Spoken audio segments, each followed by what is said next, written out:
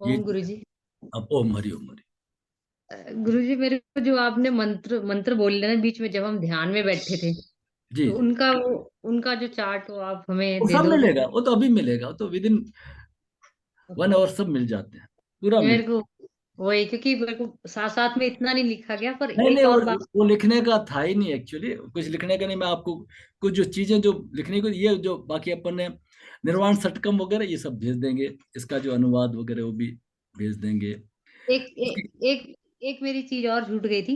TRH, जैसे जिससे TSH हाँ निकलता है, तो बिल्कुल सही है। TRH की एक फुल। मिनट, एक मिनट।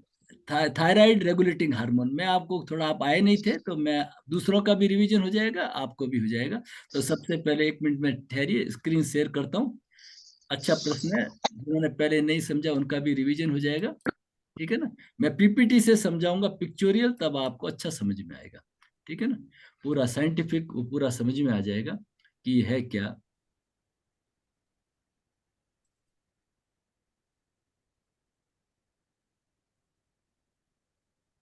ये हमारा जो मस्तिष्क है हमारा, उसमें हम अपने जीवन में 2 तरह के कार्य करते हैं, वॉलेंटियरली और इनवॉलेंटियरली। कल ये समझाया था।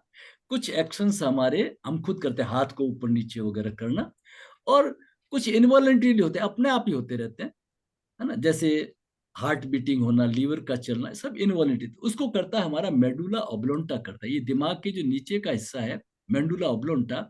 ये जो यहाँ से स्पाइनल से जुड़ करके आते हैं, जितने बॉडी के सेंसेज आते हैं, ये मेडुला ऑब्लोंटा के पास में मैसेज आते हैं।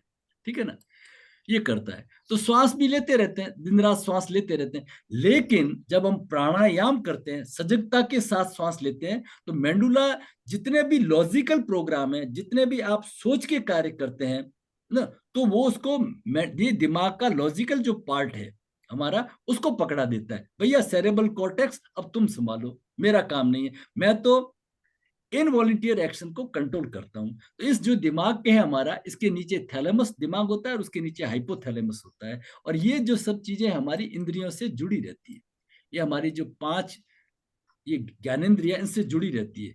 जो ये बाहर का संसार जैसे इंद्रियां करती है ना, जैसे, तो उससे वो रेगुलेशन, हम कभी कुड़ते हैं, कभी हम चिढ़ते हैं, कभी हम खुश होते हैं, ये सब पॉइजन बनना, खुशी के हार्मोन बनना, सेरोटोनिन बनेगा या कॉर्टिसोल बनेगा, पॉइजन बनेगा, ये सब हार्मोन्स आते रहते हैं। तो जो हमारा पिट्यूटरी है हमारा, ये जो 45 ग्राम का चने के आकार का, ये जो यहाँ पे नीचे है पिट्यूटरी ग्लैंड, यहाँ पे, तो इसको उसी से स्टिमुलेशन मिलता है। वो टीआरएच मिलता है, किससे मिलता है? हाइपोथैलेमस, थैलेमस से मिलता है।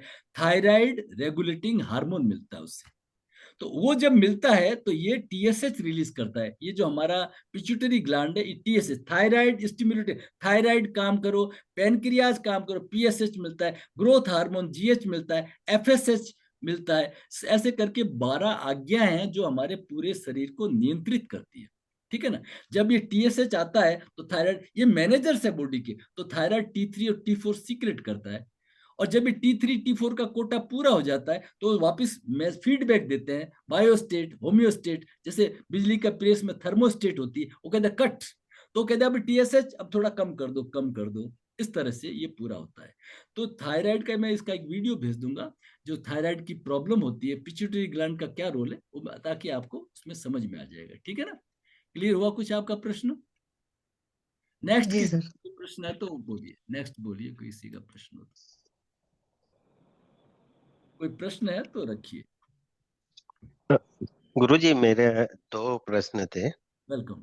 अ, नमस्कार गुरुजी। तो पहला प्रश्न ये था कि कई बार जैसे ये प्राणायाम का शेड्यूल है, वो सर्दी खांसी कफ बुखार की वजह से रुक जाता है, तो उस केस में हम क्या कर सकते हैं कि ये हमारा जो रूटीन है वो चलता रहे? चलता रहे, एक रोको तो मत, वो उसको रोकिए मत सर। ऐसा है, बुखार तक भग जाएगा, आप निश्चिंत रहिए, है ना। आप बस ही तैयार होइए, अपना टाइम टेबल को ही बना के रखिए। टाइम टेबल आपका बना रहेगा, बॉडी को आपको फॉलो करना पड़ेगा, आपको कभी बीमार नहीं पड़ने देगी।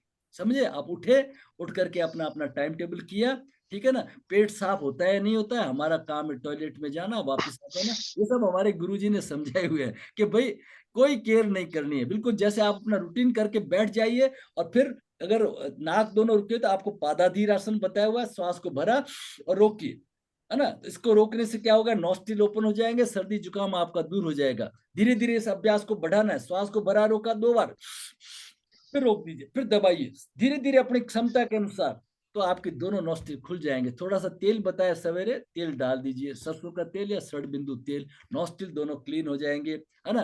भ्रामरी करना कभी भूलिए मत, है ना। ये कोरोना के पिताजी भी नहीं आ पाएंगे, समझिए बात को। अब मेरे क्या, जी मैं जी जी। एम्स में था ना, एम्स में था, तो उन लोगों ने मेरे को बहुत आदर दिया, उन्होंने एज ए योगा का HOD ट्रीट किया।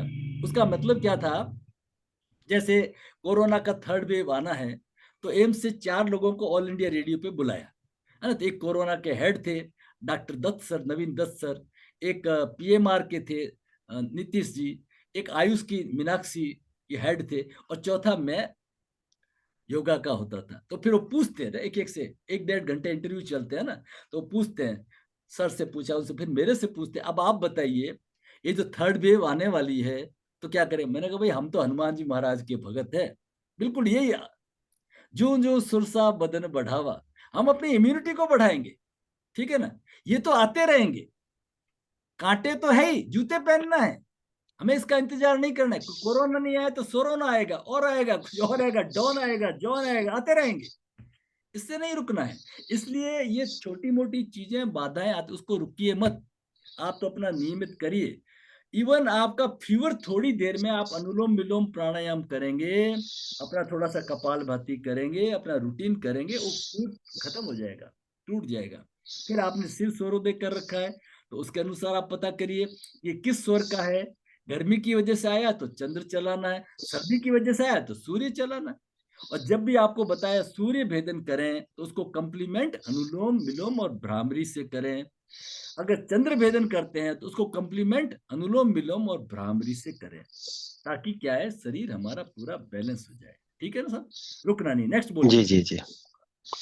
दूसरा प्रश्न ये था, जैसे आपने अभी बताया कि भाई मैं कौन हूँ, जी। तो वो तो एक लाइफ ट्रांसफॉर्मेशन प्लान में आप बताएंगे, लेकिन अगर हमें ये जानना है कि what is the purpose of life, मैं अपने जीवन में क्या करना चाहता हूँ, कल आ रहे तो हैं, वो कैसे हम फाइंड आउट करेंगे? कल कल कल कल कल का। अच्छा, अगर आपके सिलेबस में है तो ठीक है बस सर, मैं पहले प्रश्न नहीं मैंने पूछना बस चाहता हूँ। पहले शुरू में कहा मैं कौन हूँ, फिर मेरे जीवन का उद्देश्य क्या है।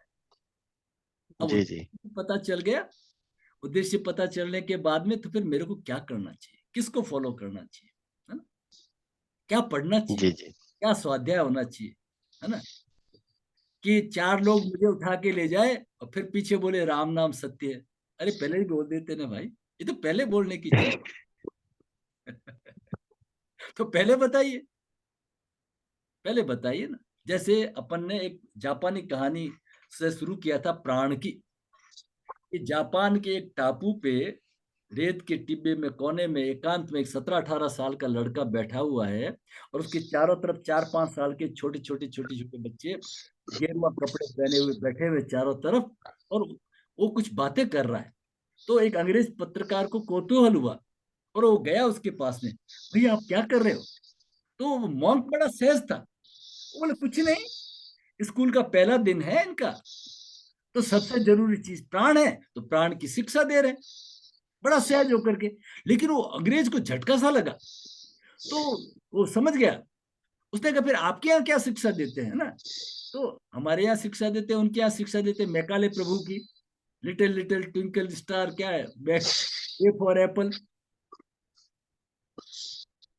ये सबसे जरूरी चीज है, ये बेसिक चीज है। अब तो सौभाग्य से हमारे पाठ्यक्रम में भी योग प्राणायाम सब आ रहे हैं, आगे आगे भी आएंगे, ठीक है ना। तो ये सबसे पहले प्राण की शिक्षा होनी चाहिए। तो पहले दिन हमने क्या समझा, प्राण और आयुष, प्राण और आयुष में क्या संबंध है। जैसे जैसे हमारी श्वास स्लो होती है, कुत्ता 50 श्वास लेता है तो 10-12 साल जीता है ना। घोड़ा 35 श्वास 1 मिनट में लेता है तो 35 साल जीता है। उसके बाद में हाथी 18 से 20 श्वास लेता है तो वो 70 साल जीता है। आदमी 12 से 15 श्वास लेता है तो 100, 120, 130 साल जीता है। आगे भी जीता है, 60, 160 भी जीता है, ठीक है ना। कछुआ 4 से 5 लेता है तो वो 250 साल, सांप 1 से 2 श्वास पर मिनट लेता है तो 500 से लेके 1000 श्वास जीता है। तो इस श्वासों के नोट को हम कैसे संयमित ढंग से खर्च करें, कैसे इन्वेस्टमेंट करें, है ना। इसके लिए हमने उपाय समझा, श्वास को लंबा कैसे करें, तो भ्रामरी से करें, श्वास भरें और छोड़ते हुए मकार का उच्चारण करें। आज मैंने आपको अनुलोम विलोम प्राणायाम कराया, तो मैंने इनहेल 4 में कहा और एक्सहेल 6 में कहा। ये इसका साइंस है, इसका विज्ञान क्या है, ये इसका साइंस है कि जैसे जैसे आप एक्सहेल आपका लंबा होगा, यू विल बी मोर ट्रैंक्वाइल। आप थोड़ा नोट कर लीजिए, ये बड़ी अच्छी छोटी छोटी सीक्रेट्स है। जब आपको ट्रैंक्विलिटी लानी है तो एक्सहेल को बढ़ा दीजिए। इनहेल 4 में किया, एक्सहेल 6 में किया, इनहेल 4 में किया, एक्सहेल 7 में किया, इनहेल 4 में किया, एक्सहेल 8 में किया। जैसे जैसे हमारा एक्सहेल बढ़ेगा, श्वास छोड़ने का समय बढ़ेगा, वी विल बी मोर ट्रैंक्वाइल। और जब बराबर कर दिया तो आप एनर्जेटिक होंगे, वो एनर्जी के लिए अच्छा है ना। इस तरह का इसका विज्ञान है, ठीक है ना। और किसी का कोई प्रश्न है तो अनम्यूट करें और अपना प्रश्न रखें। कोई प्रश्न है तो प्रश्न रखिए।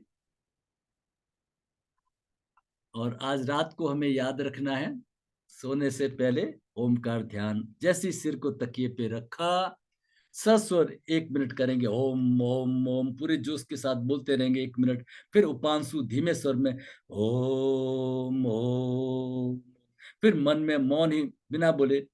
और धीरे धीरे ऐसे अभ्यास करने से हमें नींद आ जाएगी, और पूरे नींद में रात को हमारी ट्रैंक्विलिटी, डीप स्लीप बढ़ेगी। और in the morning we will be more comfortable, more active, more energetic, ठीक है। तो फिर हम समापन करते हैं, सवेरे मिलते हैं।